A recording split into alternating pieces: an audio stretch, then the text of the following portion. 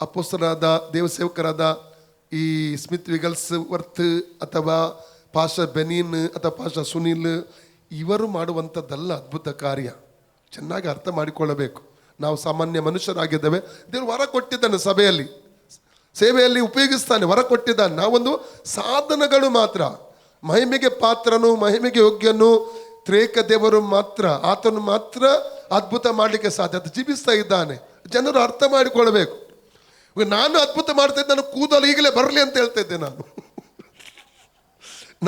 ನಾನೇ ಮಾಡುದು, ಯೇಸು ಅಲ್ಲ ಮಾಡುದು, ನಾನೇ. ಆದರೆ ನಾನು ಹೇಳ್ತೆ ಕೂದಲು ಬರ್ತಾ ಇದ್ದೆ. ನಾನು ಅಲ್ಲವಲ್ಲ ಮಾಡುದು, ಸುನೀಲ್ ಅಲ್ಲ ಮಾಡುದು, ಯೇಸು ಮಾಡುದು ಅದ್ಭುತಗಳನ್ನು.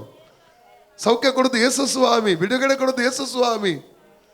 ಅಲ್ಲಲ್ಲೂ ಜನರಿಗೆ ಅರ್ಥ ಆಗೋದಿಲ್ಲ. ಅದು ಸತ್ಯವೇದದಲ್ಲಿ ದೈವಿಕ ಸೇವೆಯ ಕುರಿತಾಗಿ ಇದೆ ಎಂಬುದಾಗಿ ಎಷ್ಟೋ ಜನರಿಗೆ ಗೊತ್ತಿಲ್ಲ. ಇವತ್ತು ಬಿಡಿ, ಅನ್ಯರು ಬಿಡಿ, ಕ್ರೈಸ್ತರೆಂಬುದಾಗಿ ಹೇಳುವವರಿಗೆ ಗೊತ್ತಿಲ್ಲ, ವಿಶ್ವಾಸಿಗಳೆಂದು ಹೇಳುವವರಿಗೆ ಗೊತ್ತಿಲ್ಲ. ಅನೇಕರಿಗೆ ಭಾರಿ ದುಃಖದ ಒಂದು ವಿಚಾರ. ಯೇಸುವಿಗೆ ಏನು ಹೇಳಿದ್ರು ಗೊತ್ತುಂಟ? ಇವನಿಗೆ ದೆವ್ವ ಹಿಡಿದಿದೆ ಅಂತ ಹೇಳಿದ್ರು. ಇನ್ನೊಂದು ಕಡೆ ದೆವ್ವ ಬೆಲ್ಜೆಬೂಲನ ಸಾಯ್ದಿದೆ, ದೆವ್ವ ಬಿಡಿಸ್ತಾನೆ